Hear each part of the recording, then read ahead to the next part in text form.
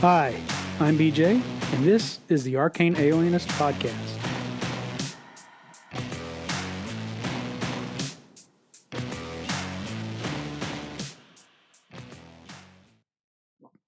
Hey, everybody. This is a episode has a long conversation between Jason Connerly and myself, where we talk about some of the latest news on the Marvel Cinematic Universe, and mostly is devoted to an in-depth review of Deadpool and Wolverine, which released this past weekend. I want to apologize up front for this. The audio quality on my end is really bad. It's good on Jason's end. I don't know what was wrong with my microphone settings when we recorded, but I didn't find it till I went back to sort of edit the episode and try to insert kind of music and stuff. So I want to apologize up front for the quality of my voice in this. It's muffled and kind of tinny at times, and there are times where it seems like maybe I'm slurring. And it's also my volume of my voice is a lot louder than Jason's. I tried as best I could to clean it up with what I can do on my computer at home, but just fair warning, there's parts of this, most of it when I'm talking especially, is you may have to adjust the volume or settings on your whatever device you're listening to this on. But again, I didn't want to scrap it because it's such a great conversation, and of course Jason's voice is coming in clear and perfect in this, and he had a lot of insights and a lot of good comments and stuff. So I didn't want to just not publish this, but I also didn't want to go back and force us to re-record everything and try to remember everything we said, particularly because it's so long. So again, up front, sorry about that, but go ahead and if you will and take a listen. Just bear with us. I think we had a really good conversation about Deadpool, Wolverine, and the rest of the Marvel Cinematic Universe.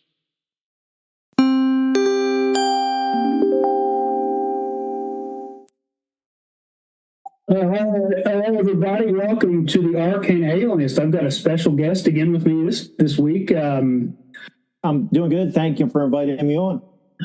All right. So, Jason and I are both huge fans of Marvel comics and follow the MCU. So we today initially wanted to plan to do a review of Deadpool and Wolverine. I think Jason saw it. I think we both saw it. Did you see it yesterday? Yesterday morning, yeah. Yeah, and then I saw it Friday night, and we were planning to kind of try to get together and do this. And then also yesterday, in the middle of kind of trying to get our schedules coordinated, we get this bombshell announcement at Comic-Con that Robert Downey Jr. is returning to the Marvel Cinematic Universe to play Dr. Doom. Yeah, well, it's complicated, right? Because it does smack a little bit of desperation, right? They brought the Russos back, who did such a great job with the whole Thanos story arc. Which, I don't think anybody's complaining about having the Russo brothers come back. But the idea, Robert Downey Jr. had a great arc, was Iron Man, died as Iron Man. I don't think anybody wants to see Tony Stark resurrected. But he was in minds. If this is not Doom, one from an alternate universe, I can get behind that. Main Doctor Doom, who's... The problem is, we have I don't know. When you hear his voice stuff, is a ruler of Latvia, then I think it's going to be a distraction. Yeah. As I was thinking about it, I did not like it. My first reaction to the announcement was not good. And I thought about it a little more. And one thing I think we don't want, at least I don't want, is we do not want in the Marvel Cinematic Universe, Victor Von Doom to simply be a multiverse variant of Tony Stark. I think that's... Dr. Doom is such an amazing, intricate, important character in the Marvel Universe. He doesn't need to. We just need to see Doom, and I think 2 adaptations of films so far, both of them have been, pretty flat. I think there are elements that I liked of the original Fantastic Four adaptation when it was Julian McMahon. So to me, we still haven't actually seen Victor Von Doom in a movie.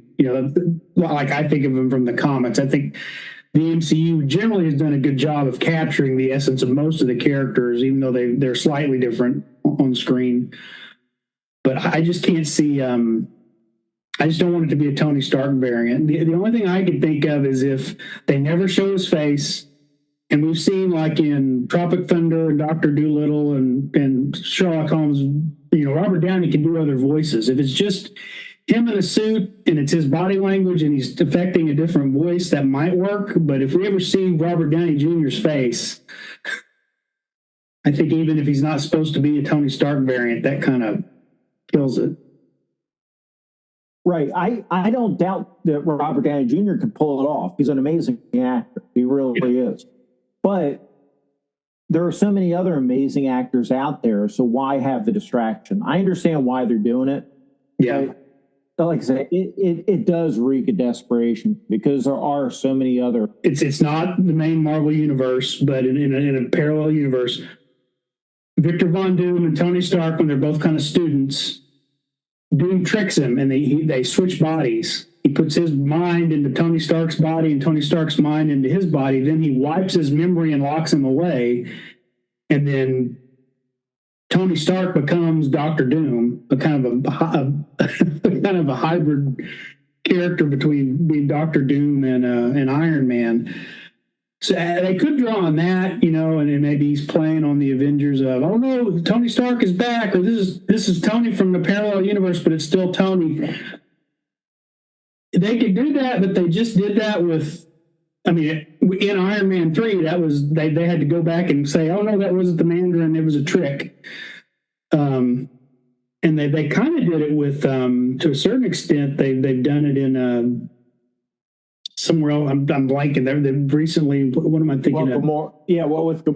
Effectively, it's a different time variant, but Gamora is effectively this. We have So yeah. Well, and in Spider-Man in No Way Home, which kind of has some parallels we'll talk about with Deadpool and Wolverine, but we see it, that kind of thing there too. We see characters that we thought were dead come back.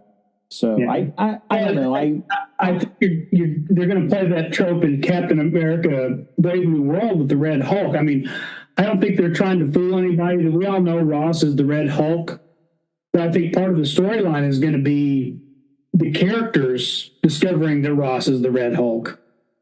So how many times can they go, oh, this guy is not who we thought he was? But if they do that, I'd be interested to see who they get to play Doom long term, because he's certainly not a two movie villain. He needs to be, like Loki. They use Loki effectively through several movies and his own TV series, and that's what Doom needs to be. He needs to be a long term part of the storyline.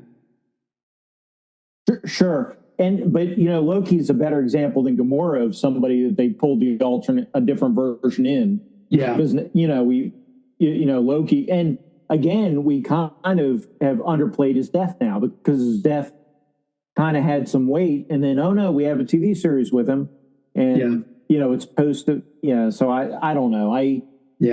There's so little time we're going to spend with this character anyway, even if he's in 3 or 4 or 5 movies. I'd rather spend it with a real Doctor Doom personally. But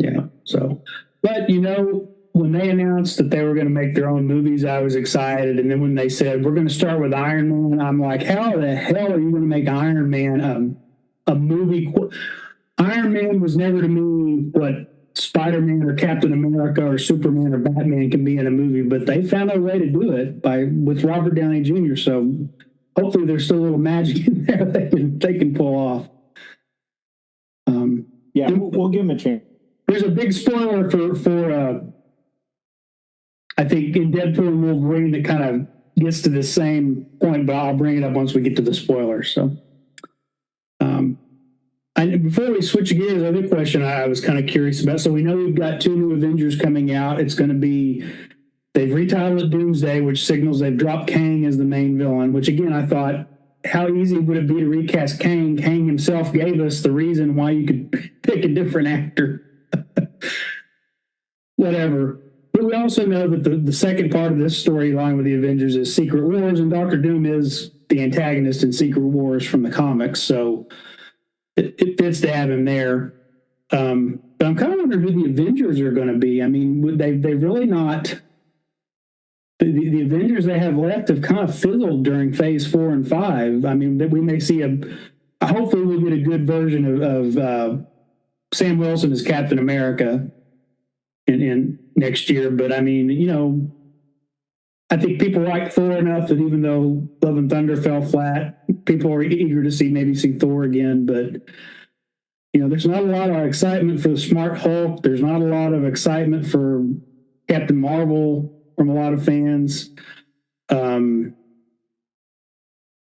know Doctor Strange, I think, had a strong showing in Spider-Man, but then Multiverse of Madness, I think the problem with that movie wasn't so much Doctor Strange. It was kind of what they did to Wanda, but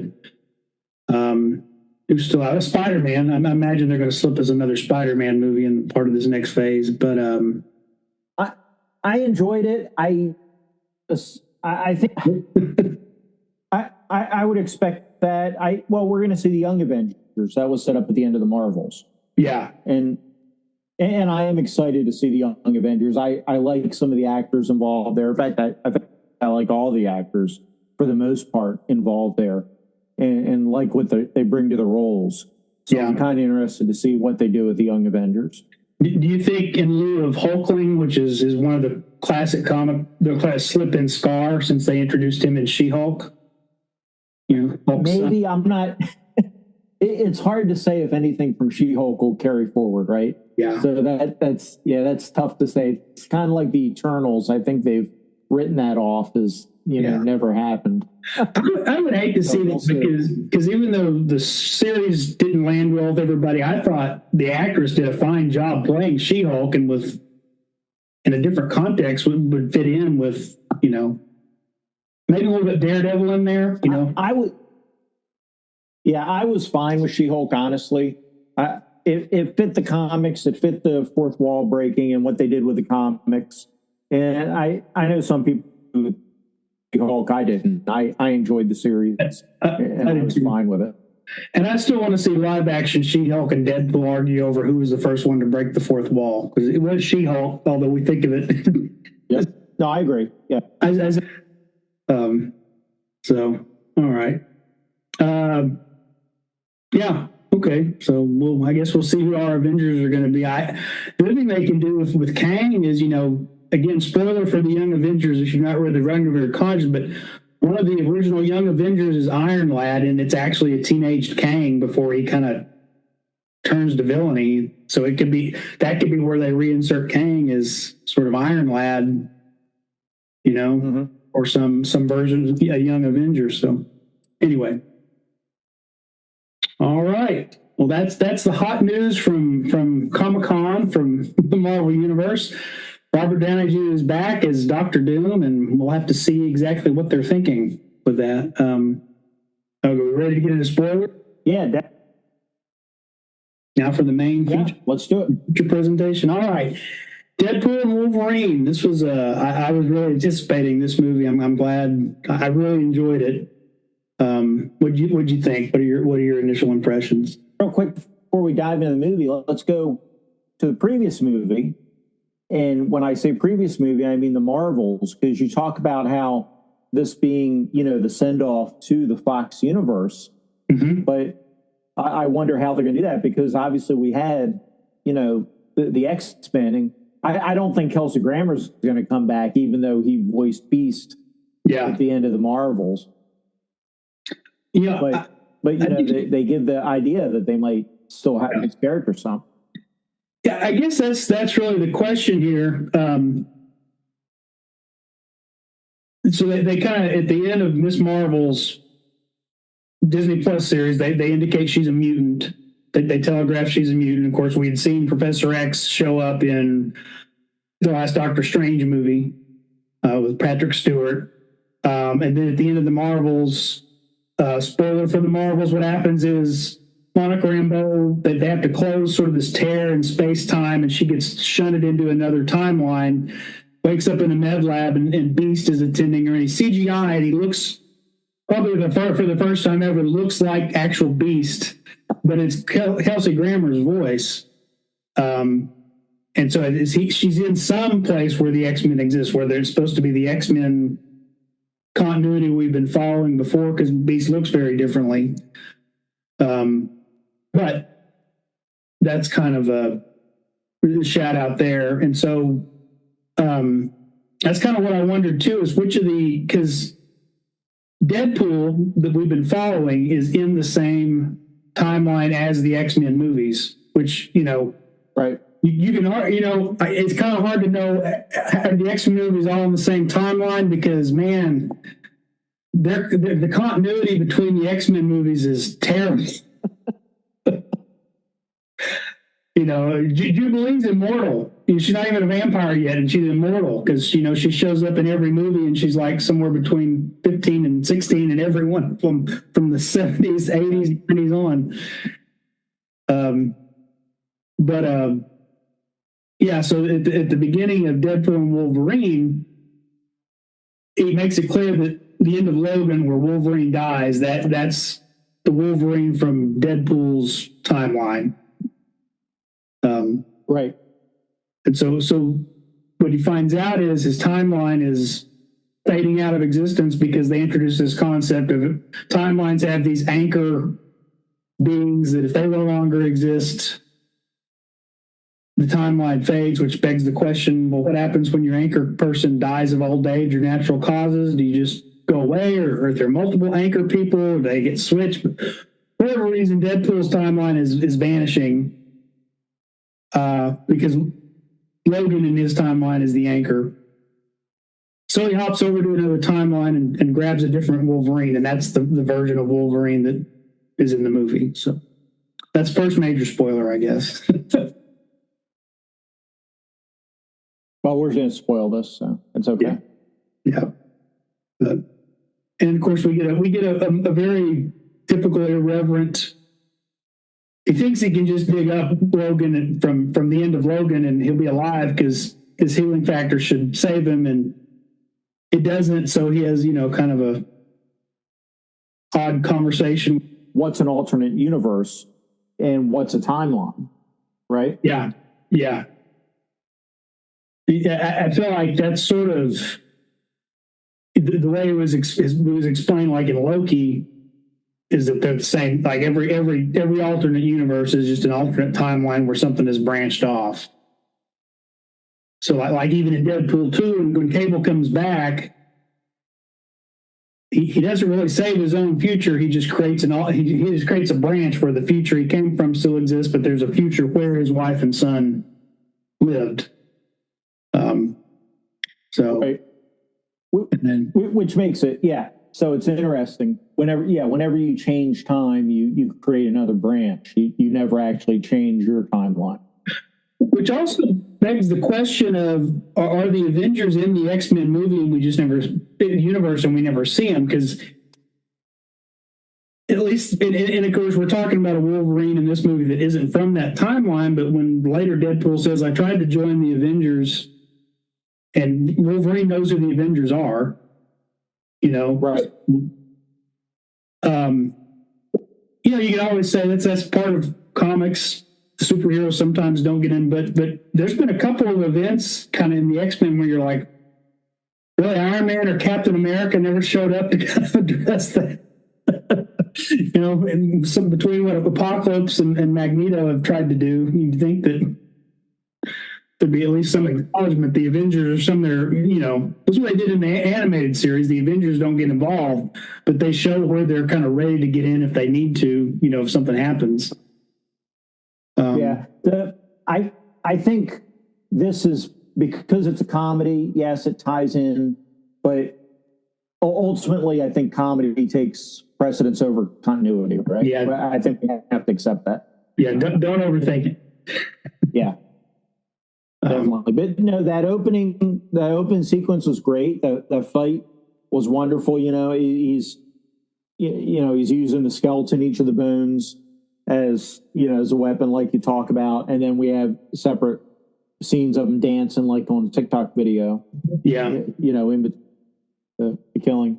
Yeah, and of course the first the hidden cameo is one of those TVA soldiers, I believe is Rob McElhenney from It's Always Sunny in Philadelphia. They co-own the Wexham soccer team, football team. We call it soccer. They've got a documentary show, on streaming of how they've taken over this team and they're managing it. So, the first one was great. The first one, so in the comics, Wolverine is 5'3", and that's always been something people have been, oh well, and that's why like Danzig wanted to play him because Danzig is short. Yeah, and it would have been better if they had Danzig in initial, but we have Hugh Jackman there, and he says, "Come on with me," and he jumps off the stool. I don't even think he's 5'3". He's like 5 foot or something, and that was funny because like, oh, it's comic book accurate. We did see Old Man Logan. We see, what else do we see? Oh, we see the one from. Well, I don't know what your other favorite one is, but we get the Days of Future Past, and then of course we also get another cameo, which was great. That was my other one I was going to mention. But I think the first one probably shows you why. Oh, go ahead. Yeah. Why Wolverine can't be 5'3" in a movie. I agree. He doesn't have to be 6'1", 6'2" like Hugh Jackman, but I think we don't need a Wolverine that's barely over 5 feet tall. It works in the comic. I don't think it's going to work on the big screen. But the other fun, we see Patch. Where he's playing cards in the bar in Madripoor.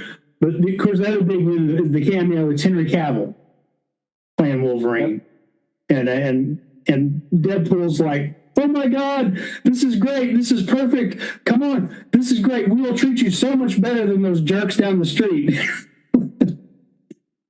And what I liked about that is when I first read The Witcher, and this is before they cast Henry Cavill as The Witcher, I was like, I think this character is based on Wolverine. This story is almost like, what if Wolverine was a ranger in a Dungeons and Dragons world? And then when they cast Henry Cavill as The Witcher, and I was like, oh yeah, he could play, So again, you'd be dealing with a 6'2", 6'3" Wolverine, unless you CGI'd him smaller, but he could probably do it, Oh, I think he 100% could. I mean, I don't think he will, but I would. Yeah, if they came out tomorrow and said, Hugh Jackman's going to retire and Henry Cavill's going to take his place, Wolverine, I don't know that anybody would be unhappy with that. Right. I think that, with all the camera tricks, if they can make Tom Cruise taller for roles, I think they could make Henry Cavill a little shorter. Right. Just a little, maybe, just make him 5'8", 5'9", But so yeah, that was a big. So you get that. We get this sequence, and then he finds this drunk Wolverine, which is the one you see in the preview, where he kind of grabs him in the bar and says, "You got to come with me." Yep. And then the reveal is this is a Wolverine who it takes a while to get there. The TVA guy says this is the worst Wolverine in the multiverse. He let everybody down in his world, and then you find out all the other X-Men are dead. He kind of doesn't really say what he went and did, but he went out, he stormed off. They wanted him to stay. He went out drinking, and when he came back, all the X-Men had been killed by, he says humans, it didn't specify which humans, and then he just kind of goes on a killing spree to get revenge and doesn't stop and doesn't discriminate between actual anti-mutant humans and innocent bystanders. And so not only does he become a villain in his world, but he sort of destroys any goodwill mutants have amongst everybody else in his world. And so then he's depressed and drunk all the time and down on himself. And that's where Deadpool picks him up thinking, well, I'll just make him the anchor of my timeline. And they learn, no, you can't do that. So so at this point, back at the TVA, they're told, no, you can't do that. And they also get banished to the void, which if you've seen Loki, is the end of time, right? Yeah. So yeah, you're banished to the void at the end of time, and there's this huge nebulous cloud-like creature that eventually consumes everything there. And so because Johnny Storm can look like Steve Rogers, I think it's going to be. I thought it was a good creature. So, and then this is where we start to see a lot more cameos and throwbacks to the other Fox movies and some other stuff. So, again, the main villain is introduced in The Void. It's Cassandra Nova. You see her in the previews. She's Professor Xavier's twin sister. In the comics, I believe the story was, their powers are so great, their minds are so great, they're starting to achieve full consciousness even in the womb. Xavier can see how evil she is and what she's going to do, so he tries to kill her. He kills her in the womb, so she's stillborn. I can't remember how in the comics they kind of had her actually be alive, but in this one they say the TVA figured out how bad she was going to be, so they just plucked her out and threw her into and the Xavier doesn't even know she ever existed. Right. But before we get to her, we get our first cameo. The first person they meet, of course, we meet Chris Evans. And they play it coy at first, making you think he's Captain America. And Deadpool thinks he's Captain America. Yeah. Up to the point when this big Mad Max convoy of villains shows up, led by the Fantastic Car. Yeah. Right? Which is great. I love seeing the Fantastic Car. Toad, Sabretooth, and Pyro from previous X-Men movies are there. Yeah. And when we say Sabretooth, we mean the original. It was a Tyler Mane. Sabretooth. Yeah. And so they show up and Deadpool thinks it's Captain America, but it turns out to be Johnny Storm, Chris Evans from that original Fantastic Four. Which he's got kind of a cloak on and a robe, and so even when you see his sleeves, he's kind of got some red and blue on his sleeves, so you think it's Captain America. You really don't know what it is till he says "flame on," and he erupts into flame, which is great. Although, and again, I don't think it's comedy. It's Deadpool. You can't take it too seriously. But going back to our original, where we started the show, I would hate for that to be the excuse of why they say Victor Von Doom can look like Tony Stark with Thomas Jane, who's just a big, strong, hitman kind of bruiser. That's the sequence I need to go back and watch. Either go see the movie again, or when it's finally streaming on home, I'm going to have to stop every couple of frames and see who all's in there. Yeah, well, it's him. It's Aziel. I think you say basically Nightcrawler's dad. It looks like the Red Nightcrawler from First Class. There is from the third X-Men movie, we have that version of the Juggernaut, and we have the mutant that can do the quills like a porcupine. Quills, out. They're both from that third X-Men movie. And there are a couple others that are kind of that maybe not obvious, but there are a couple others you recognize. There's a version of the Juggernaut that's supposed to be similar to the Vinnie Jones version, although it's not Vinnie Jones playing him. Blob, I didn't see Blob. Blob was in there somewhere, but I must have missed Blob. Lady Deathstrike is in there. Callisto, Azazel. Yep. Well, the other one I missed is Bullseye from Daredevil. It's not. I don't think it's Colin Farrell, but they're somewhere. Bullseye is supposed to be in there. So again, and Psylocke. So those are and so they learn Cassandra Nova's in charge here. It sounds like basically she appeases this monster by sacrificing people to it from time to time in order to be left alone. She talks about, they can either join her or, face the monster. And then there's sort of the funny, which eventually comes as a throwback, is Deadpool kind of goes off this litany of insults against her, and it says, "Well, Johnny Storm was the one who told me all that," and he's like, "Well, I didn't say that," and then she just kind of, she kills him in a very horrific fashion. And Wolverine's like, "You got that guy murdered." And he's, "Oh, I didn't." They argue about it. The argument comes up a couple more times in the movie. Right.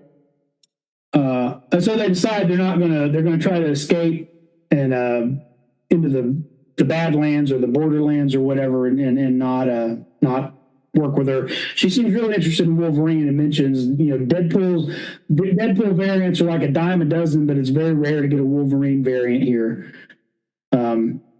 So they kind of, but they do escape out into the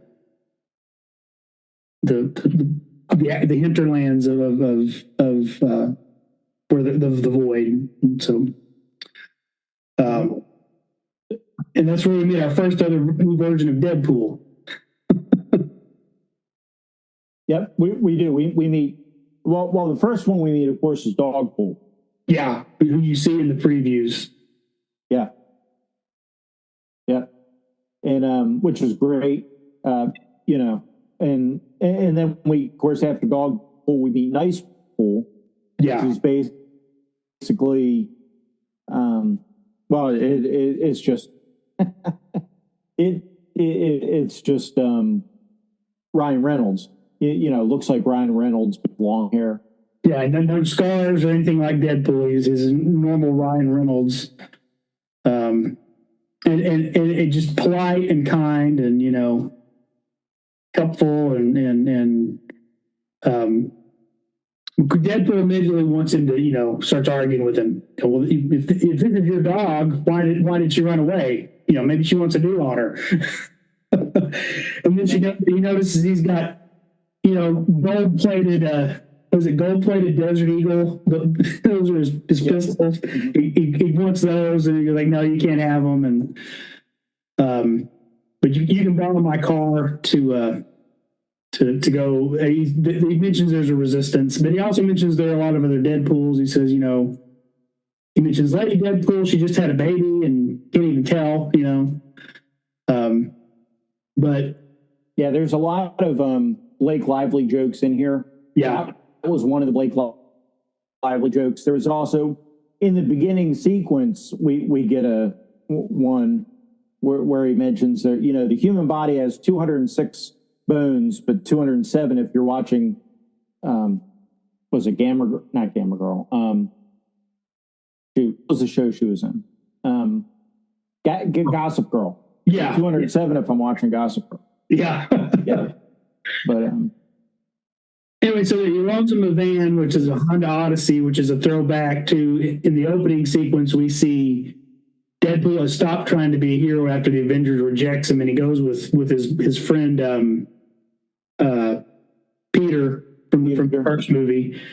Peter is a car salesman, so he goes and he's working with Peter as a used car salesman.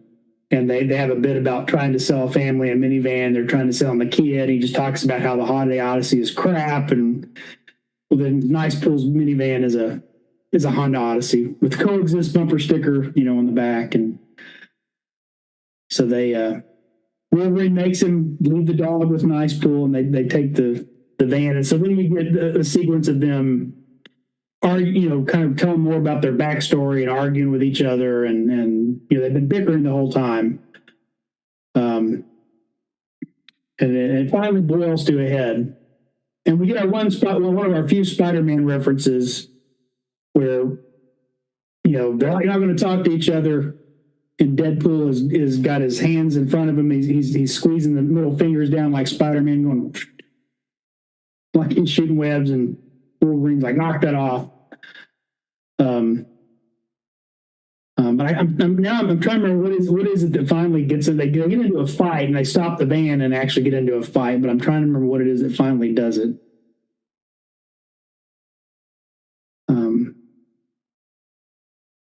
Well, because he keeps talking about the suit, and he tells him not to ask about the suit anymore. I think is what. Oh yeah, something else. But I think Wolverine is wearing his yellow and blue uniform, and Deadpool keeps wanting to know why he's wearing it, because he hasn't encountered any other people wearing. There's only one other version of Wolverine that was wearing an actual Wolverine costume, and it's the brown and tan one when he's fighting the Hulk. So I think the final insult Wolverine says is you want to save your whole world, and you couldn't even salvage a relationship with the stripper, because at the beginning he and Vanessa have broken up. And that's when it's enough for Deadpool and they have That's right. Yeah. fight. And it's a pretty good fight. I mean, they tear the van up, they knock each other out the windows and the doors, and it's pretty brutal, but also has some funny, because they can't kill each other because of their healing abilities. They keep stabbing each other and shoot. Deadpool shoots him, and and they had another big fight. They were fighting when they first showed up in the void when the TVA threw them out there, and they got interrupted by this caravan of Cassandra Nova's people, and so they kind of picked up on that fight again until they pretty much just. It actually shows the sun go down on the van. They're not fighting; they're both passed out because they've just exhausted each other.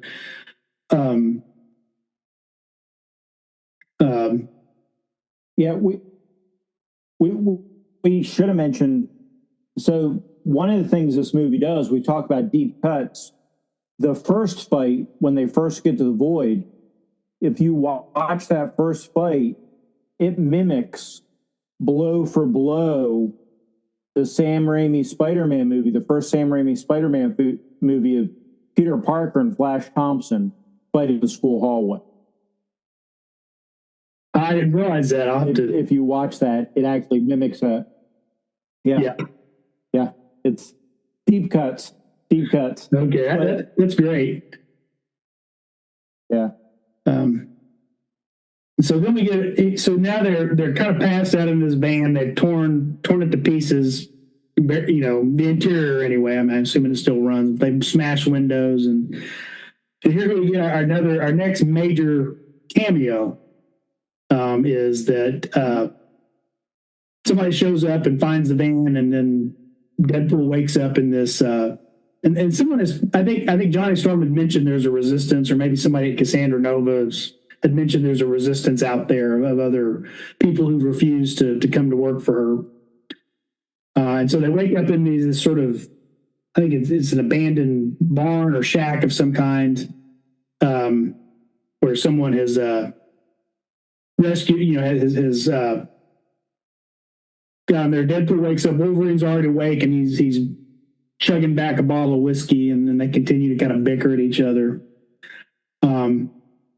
And then who walks in but Elektra, and it's Jennifer Garner from the Daredevil, Fox's Daredevil movies.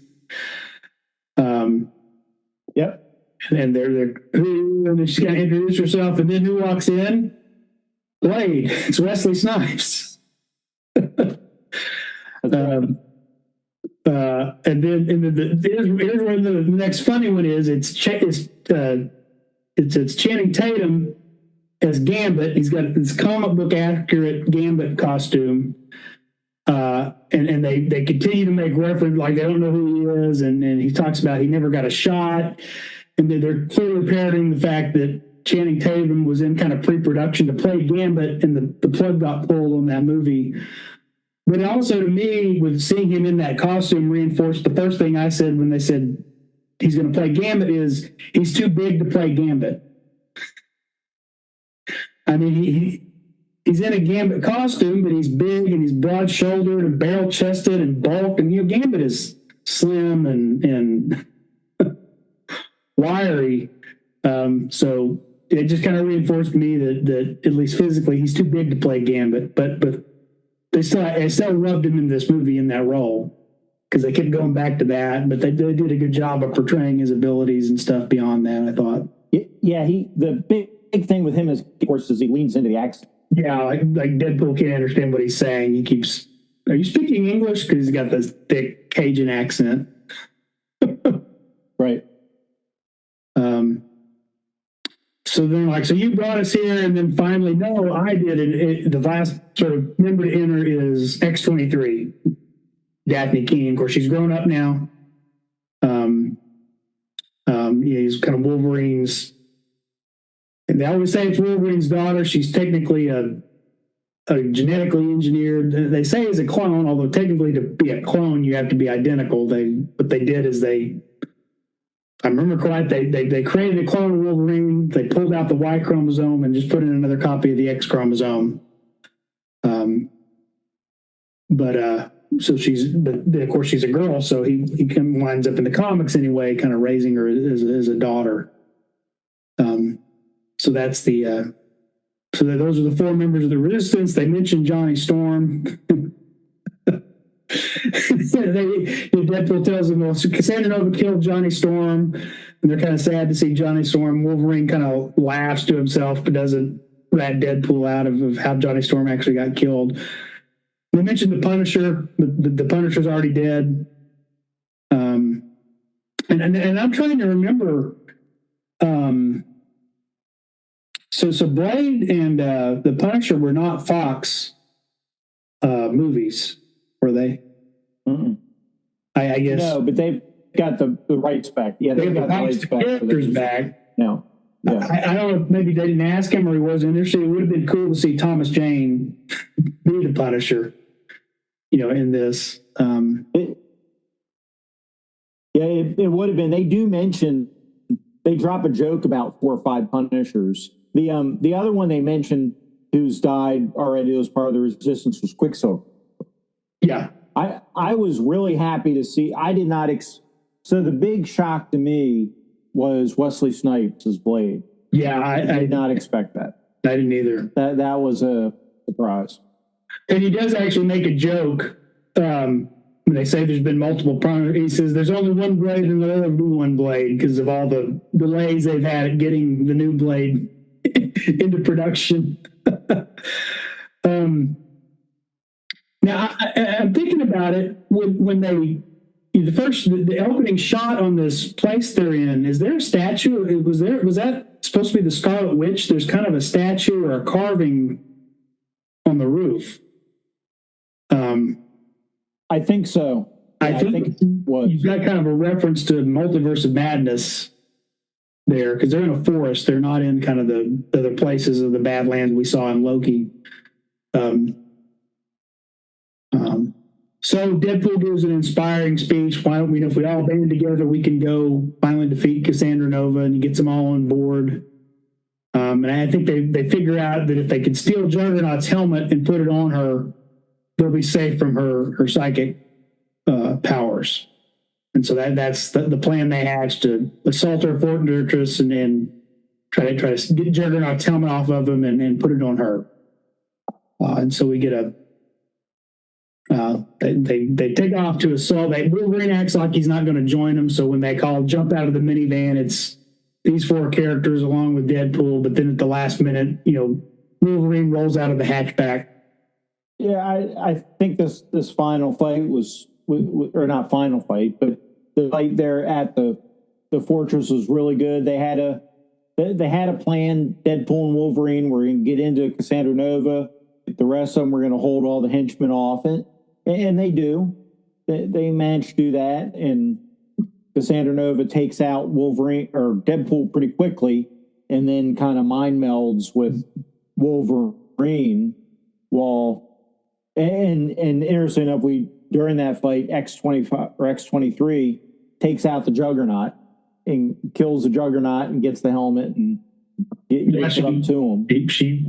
She slides between the legs and cuts him at the ankles, and he falls over, and it's pretty cool. And this is where we finally get the actual reveal of what happened in this Wolverine's world. Is it shows him kind of, I guess it's some kind of memorial or grave site for the X-Men, and she's talking to him in his own mind, and they talk about what actually happens, and she says, well, it's okay, now I've got you. And he's like, no, I've got you. And then she screams, and you see where Deadpool has put the helmet on her. Wolverine had kind of let her do that so she would be distracted. And so now we have the reveal. Well, we had the reveal ahead of time. Yeah. With Pyro. Yeah, so we saw one reveal before where Pyro is actually an agent of a sleeper agent of the TVA who kind of reports in on Cassandra Nova, and he lets them know what's going to happen in exchange for, hey, get me out of here finally, let me leave finally, and then we'll make sure that they don't come back. So he steps out. He shoots her with a gun. She's dying.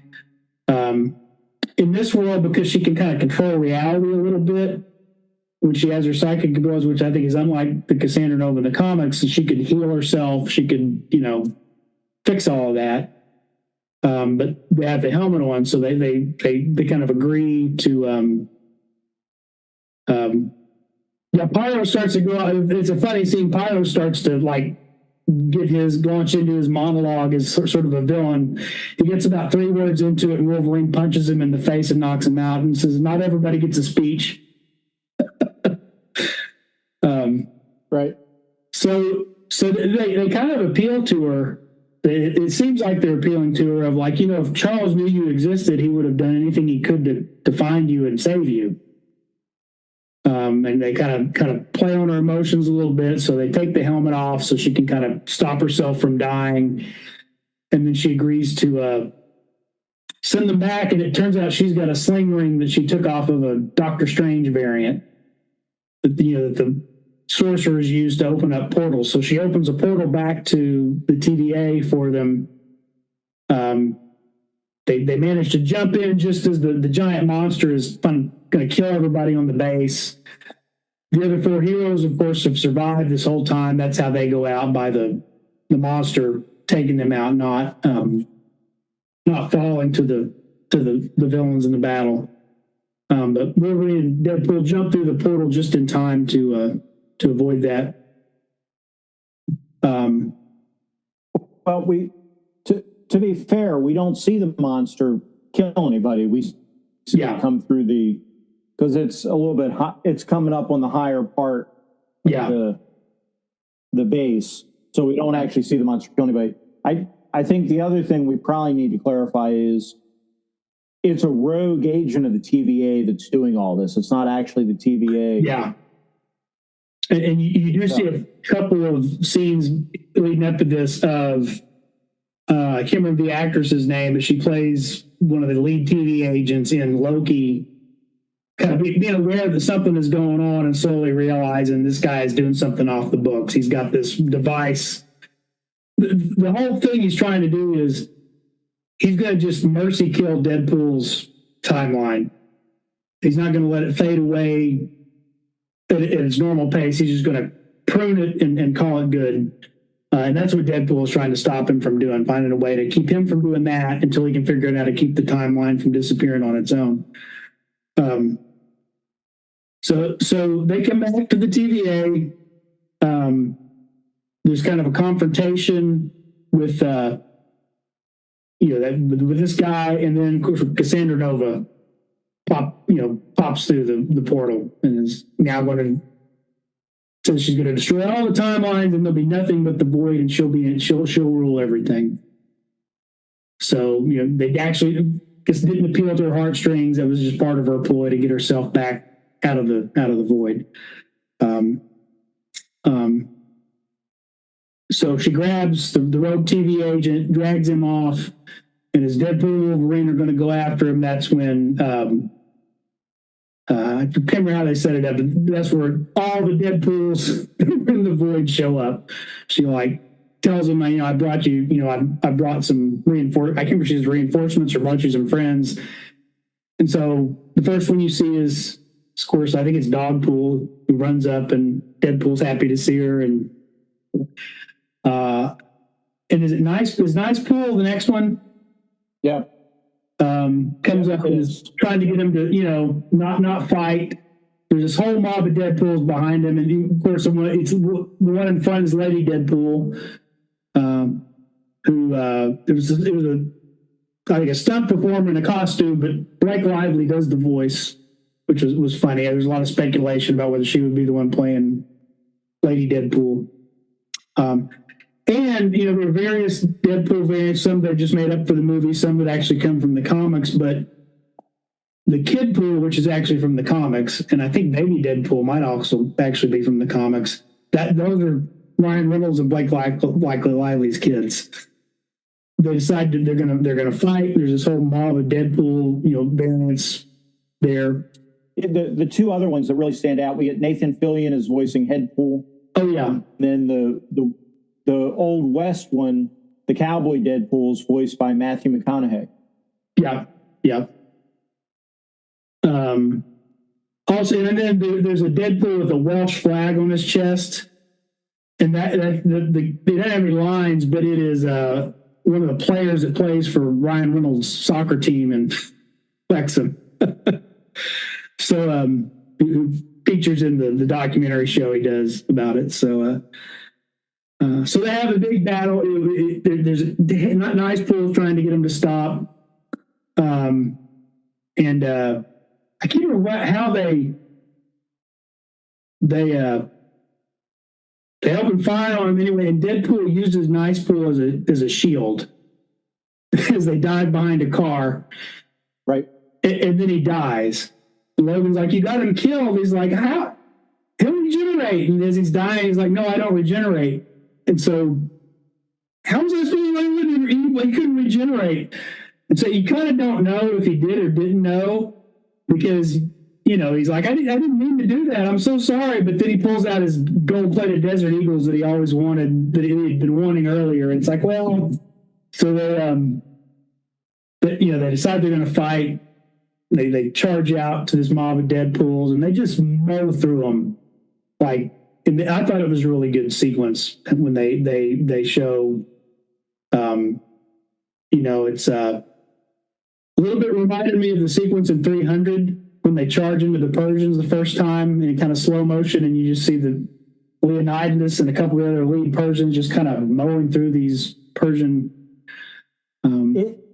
It's also like in Old Boy, because it's a one shot. Yeah, it tracks all the entire way, kind of like the hallway shot. Yeah, they're going down the street, then they go through the bus, and they go up till they get to the bus, and then when they come out of the bus, the one shot stops. It's really good. And it's funny because at first they're like, when they fight up to the bus, it's like a fight, and they're just really mowing through these guys. And then it turns to comedy because when they get on the bus, you can see all the Deadpool variants that are on the bus trying to get away. Like, they're scared, they're screaming, they're asking for mercy. And it sort of ends with Wolverine and Deadpool busting out to the back window of the bus, which was kind of cool. Again, this kind of shows how much stronger this kind of portrayal of Wolverine is. And of course, it's the slow motion freeze shot, and then they stick the Wolverine sticks the landing, and Deadpool trips and falls. Right, but Baby Pool's still there, and Baby Pool starts laughing at him. Yeah, and they're like, "Why is he laughing?" And they realize, oh, Nice Pool is the only one that didn't have the healing. All the rest of them are healing, so they start like standing up and regenerating. And if you want to tell what happens next, and Peter shows up. Yeah, Then Peter shows up in his Deadpool costume. Yeah, Peter Pool, and it turns out that Peter is one of those events that is in all universes, all timelines, that every Deadpool has a Peter, and they all love Peter. So when Peter shows up, all the Deadpools are diverted, and they all go to congratulate and hug Peter and to say hi to Peter, which lets Wolverine and Deadpool sneak down into the TVA. And actually, we're saying TVA. This isn't at the TVA like in Loki. It's a TVA outpost in Deadpool's world in the subway system. And so they get down there, and they find out that to stop. So Cassandra Nova's already down there. She's merging with the device, with the Time Ripper device, and her plan is to end all realities, like you already said. So what they find out is to stop her, they have to cut off the power. There's a matter and an antimatter generator, and they have to connect the matter and antimatter generators to cut off the power. But we're told that whoever does that will be destroyed permanently because, antimatter and matter can't touch, as any Star Trek fan knows. So they go down to do that, and they fight on who's going to get the honor of doing it. Wolverine's like, I don't have anything to look for, I should do it. And Deadpool won't, he tells, no, I'm Marvel Jesus. It's my turn, because that's a joke that's been ongoing, that he's Marvel Jesus throughout the whole thing. And eventually they end up Deadpool's in there, but he can't quite reach far enough. So Wolverine's able to come in and grab his hand and use his claws to bridge the gap so they can reach both. And when he does that and he strains, of course, his top bursts off, and we see Hugh Jackman's abs and his chest in full glory from all his workout. And you get a little nod from Deadpool when he looks at it. Yeah. Yeah. Yeah. And it was you mentioned Star Trek. There was another good Star Trek throwback in there where, Wolverine's going to go in. Hey, you've been doing this to try to save your time. These are where your friends are. I have nothing to live for. Let me do it. And then, Deadpool kind of tricks him and gets himself in there and shuts the door, latches it. And then he puts his hand up on the glass and says, well, something like, I'm Marvel Jesus. And then he does the Vulcan. Or Marvel Spock. Or Marvel Spock.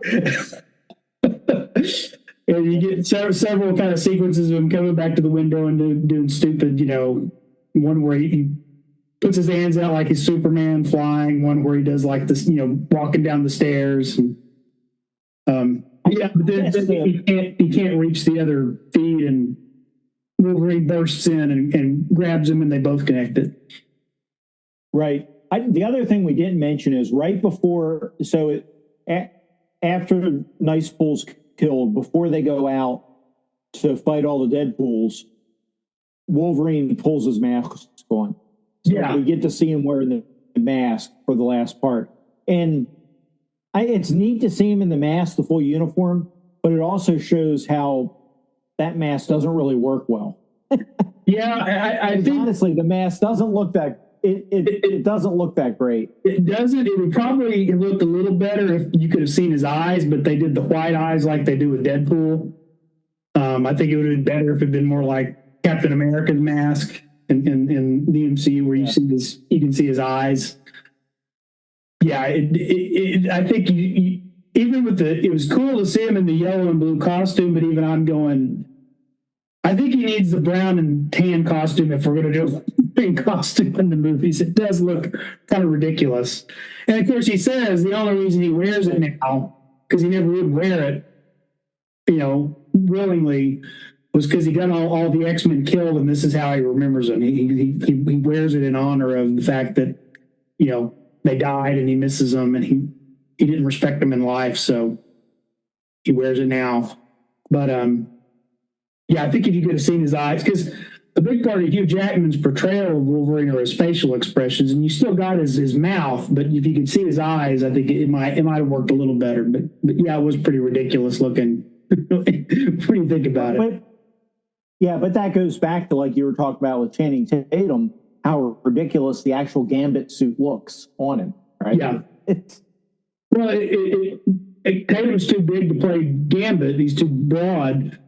But I think even on someone who's physically built like Gambit, would look ridiculous. I mean, people always ask, why are they changing people's costumes for the movies? And it's like, because it looks really stupid. They always mute the color of Superman's costume a little bit. I mean, Richard Donner didn't, but the newer ones have. They have to mute the colors because they just don't transfer well to screen for a lot of them. So anyway, they connect the thing. There's a big moment. They're gone. Everybody's sad. The rogue TV agent tries to weasel his way out of being in trouble. He says, these two men might even just sacrifice themselves because, boss shows up to take him into custody. And then they walk out. And basically says, yeah, you were right. Any one person who, connected that would have died, but there were two of us. And I think they referenced that they're Omega level mutants, or at least Wolverine is. Although he's not by the Marvel standards, he's not that powerful, but he is an important. He's pretty. But whatever. Right. And so then they go get a drink, and they're kind of closing the movie. Wolverine says, "Well, I'm going to take off. Good luck. Will I ever see you again? Probably not." Of course, he's got Dogpool. Dogpool is the one Deadpool variant that stayed around with him. Because, I guess Nicepool is dead. And as he's walking away, Deadpool says, "Hey, wait a minute, Logan. And then it goes back to, the beginning started with Deadpool at his birthday party with all his friends when the TVA nabs him. So they go back to his birthday party, but Logan is there with him, which, and I kind of would have, they probably didn't have time. It would have been disruptive, but it would have been interesting to see Colossus and Wolverine talk. As it's not his Wolverine, but it's a Wolverine. But anyway, so Logan goes to his birthday party, and you kind of end with kind of a signal that Deadpool and Vanessa are going to make up and get back together. And then they roll the credits, and you get a montage of outtakes and filming kind of as they're saying, kind of the outtakes stuff from all the Fox, X-Men, and Fantastic Four movies, including they even show Michael B. Jordan as the Human Torch in one scene. So you get kind of to me, that was where they were signaling this is kind of the end of this era.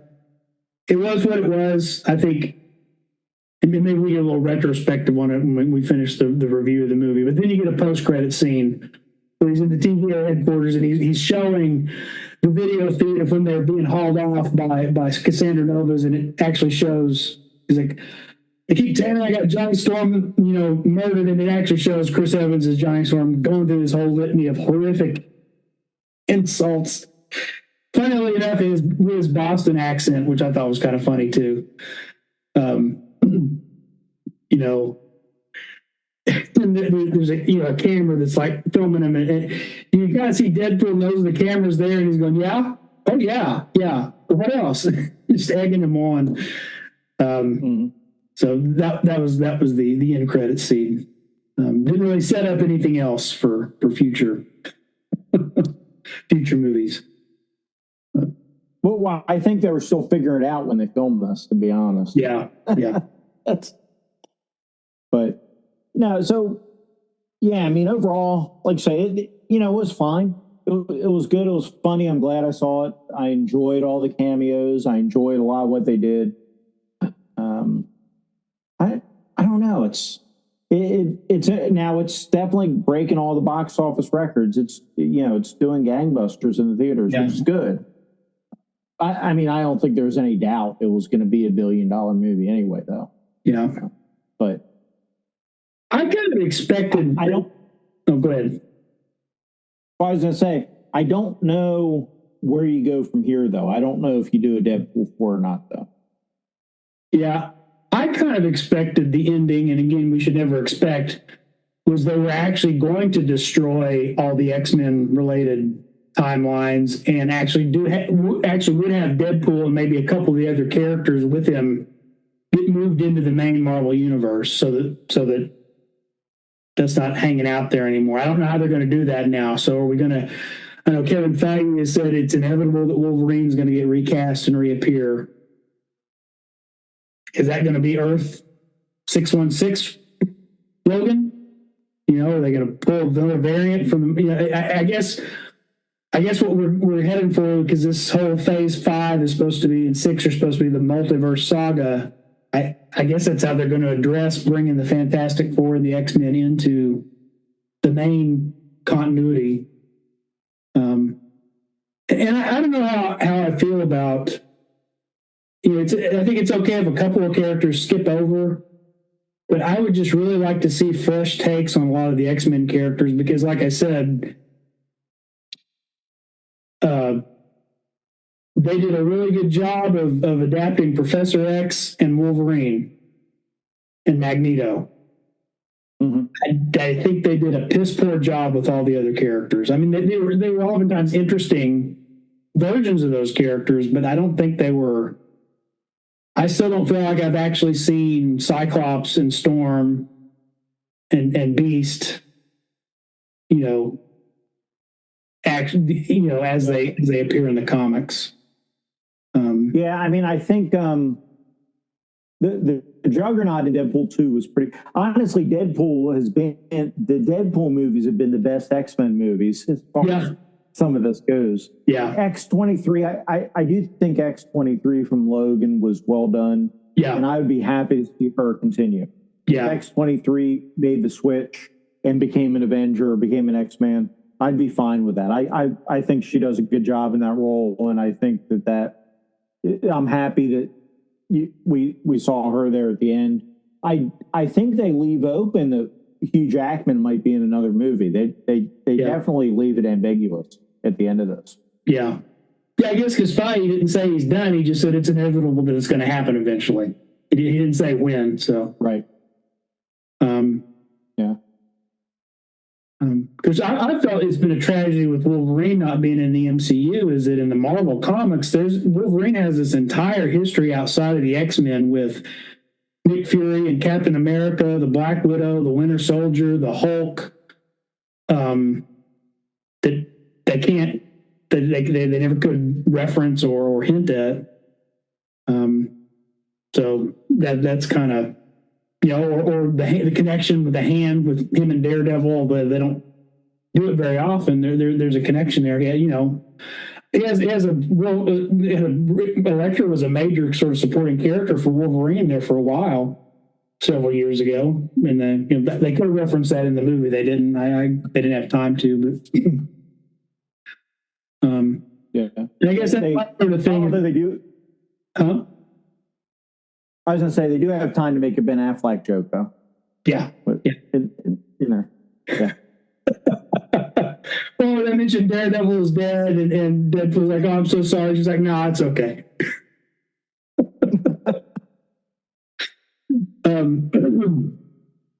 But that's kind of my, looking at the sort of the Fox's legacy.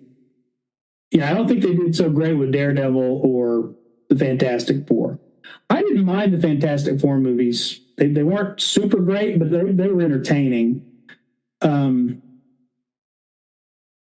With the X-Men movies, I think there's two things that when I think about the legacy of the X-Men is, one, the first X-Men movie was really good. First two actually were great, even for all their deviations from some of the continuity.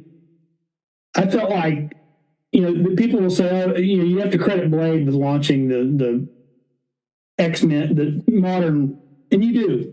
I mean, that was a proof of concept, but to me, it was X-Men that actually showed these can be blockbuster films on the screen with wide release.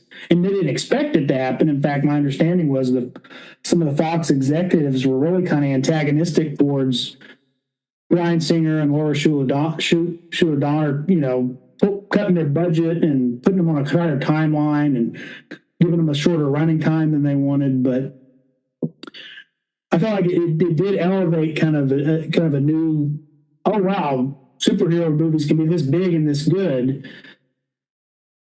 But then when Iron Man came along, it was like, oh, wait a minute, they can be this big and this good, and they don't have to change a whole lot about the characters.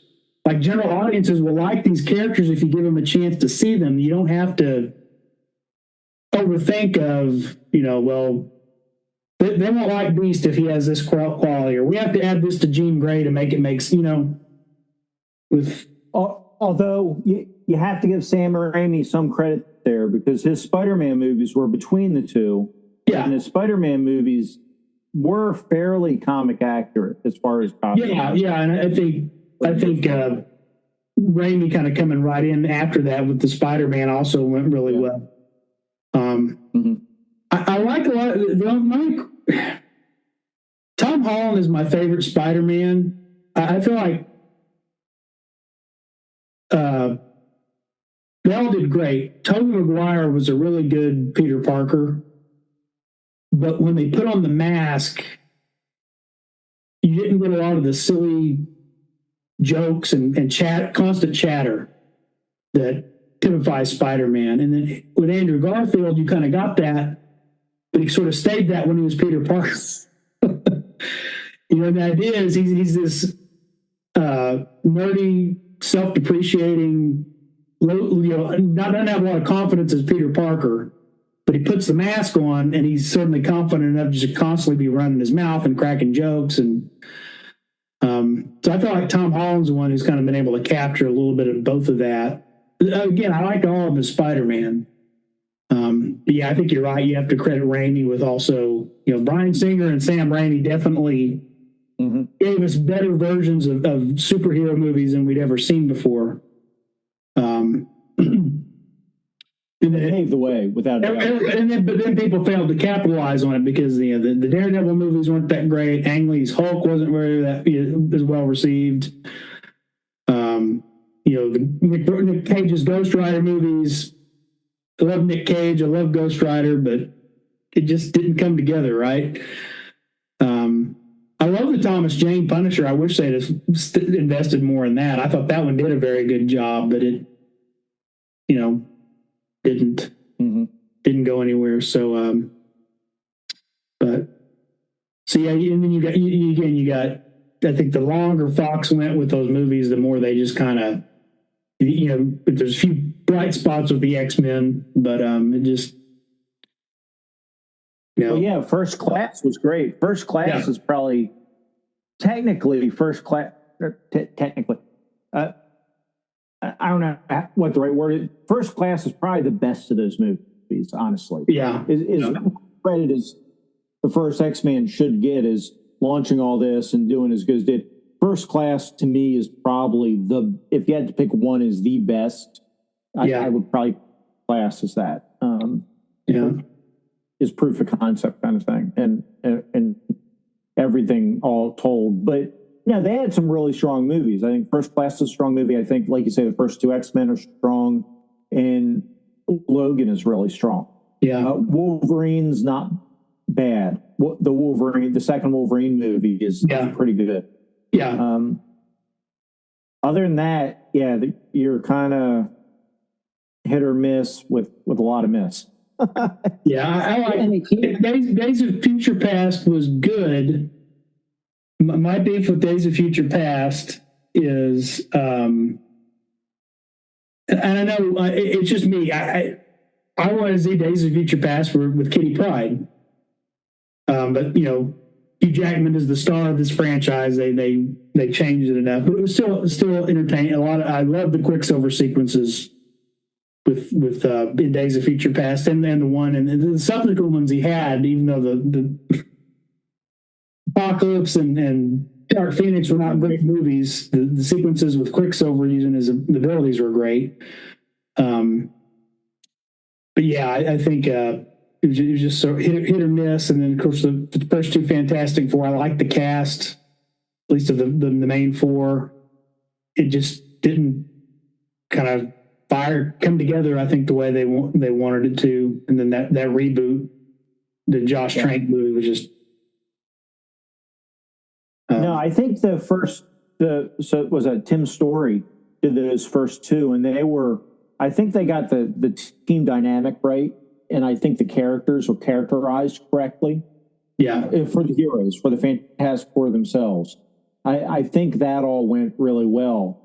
And it'll be interesting to see how Marvel does. The Fantastic Four is going to be a hard property in today's world. It's going to be interesting to see how well it does. I mean, I'm excited for it. I've always liked Fantastic Four, but it'll be interesting to see. And I'm definitely willing to give it a shot. I mean, just like Downey playing Doom, I'm willing to give it a shot. I'm more optimistic for Fantastic Four than I am for him as Doom. Yeah. Well, there's a lot of people who say the best movie version of the Fantastic Four is The Incredibles. Well, I think that's true. I think that is true. Arguably the most comic accurate Doom is the Roger Corman that was never meant to be released. Yeah. That he got copies of it, but that version of Fantastic Four is arguably your most comic accurate. I mean, the humorous parts of them bickering like a family in those first two movies were perfect. And Chris Evans captured Johnny Storm's personality. I mean, really, so much so that I was kind of like, he's going to play Captain America? Because that was most familiar with him at the time. I think kind of like Downey Jr., he's very versatile. A lot of people don't realize kind of how versatile he is as an actor. But did you ever see Free Guy, the movie Ryan Reynolds did just before this? I haven't seen it yet. No. It's the same director, and there's some Marvel Universe references in there. But Chris Evans has a cameo in that movie also, so it's worth checking out. It's not super great, but it was entertaining. It was worth. We went saw it in the theater, and it was worth seeing.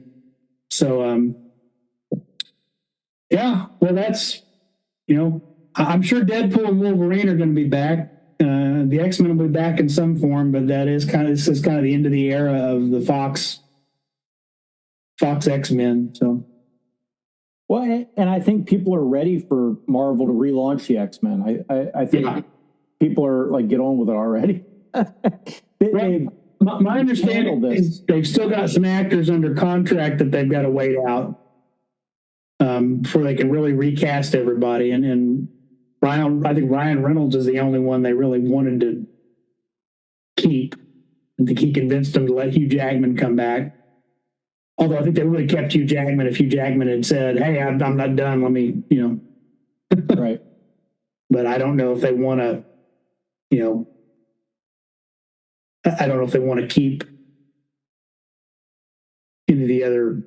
Some of the other actors are fine. It's just if you go back to the original cast, they could probably play a better written version of those characters. But I think we still need the X-Men to be in their 20s and 30s, not in their 40s and 50s. Right. So try to think if there's any dream casting for any character. I know there's been a lot of talk about Bryan Cranston playing Professor X. And there's a lot of speculation about Giancarlo, or what was his name? Esposito either playing Professor X or Magneto, but he's somebody in Captain America. I think he's a villain in Captain. Any guesses as to who he might be? Because they're keeping that pretty tight-lipped. No, I'm not sure. I try to avoid spoilers. I mean, obviously I know the Serpent Society is going to be in there too. So I'm thinking he's either the MC version of Sidewinder. Was he the founder of the original? Or he's Jake Fury, Nick Fury's younger brother. Everybody's fixated on his GW Bridge, which is one of Cable's supporting characters. But one, GW Bridge is not a villain. He's not super heroic, but he's not a villain. And I can't see them wasting Giancarlo Esposito's talent on playing GW Bridge. It says it. So according to Wikipedia, he is playing Sidewinder. Okay. Yeah, according to Wikipedia, he's playing Sidewinder in A Brave New World. So that's kind of what I figured when they announced he was going to be the villain, because they've got, I can't remember her name. She played Alita Battle Angel, but she was in that movie. She's playing Diamondback. They announced that, and they sort of changed the name of the character in kind of the releases at some point. But she's Diamondback, and that's why. Well, if they're going to have Serpent Society, I bet he's Sidewinder, and this is going to be the formation of the Serpent Society. But yeah, it's going to be interesting because we get Harrison Ford, who's now playing Thunderbolt Ross, right? Yeah. Sadly, because that was left open. But we're getting Liv Tyler back as Betty Ross. We're getting Tim Blake Nelson as the leader.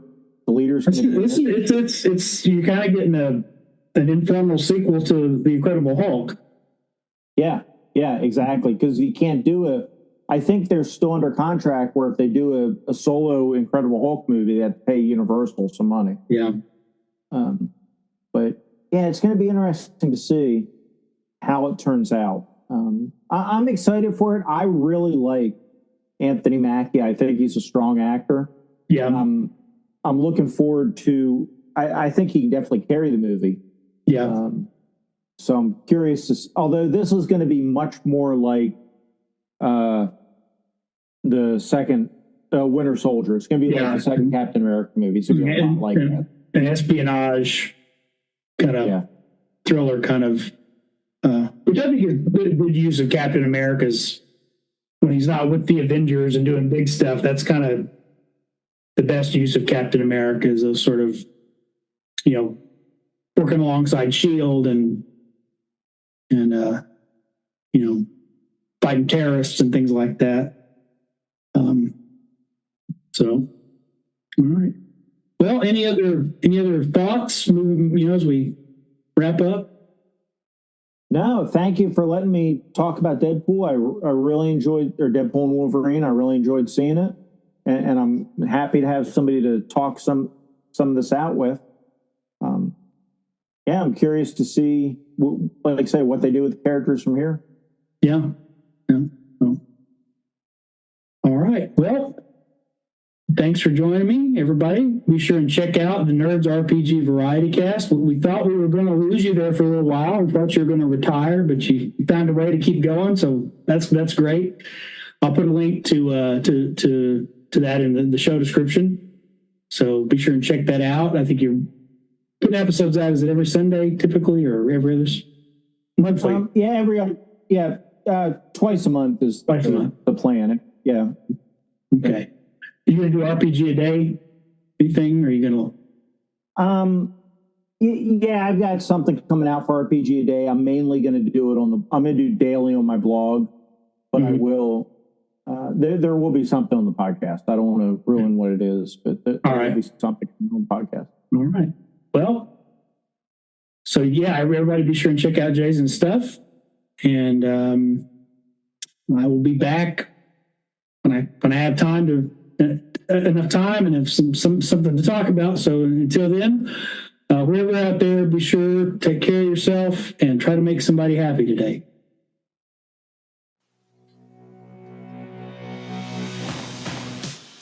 Thanks for listening to the Arcane Alienist podcast. The music you're hearing is Come and Get It by Scott Holmes Music. The cover art is by Dave Bone. Be sure to check out his stuff at ironseer.com. You can leave me a message. I have my SpeakPipe account linked to the show description. You can also send me an email at arcane.alienist@gmail.com. Just embed a voice memo, or I'll just read the text to your email during a future episode. Once again, thanks so much for listening.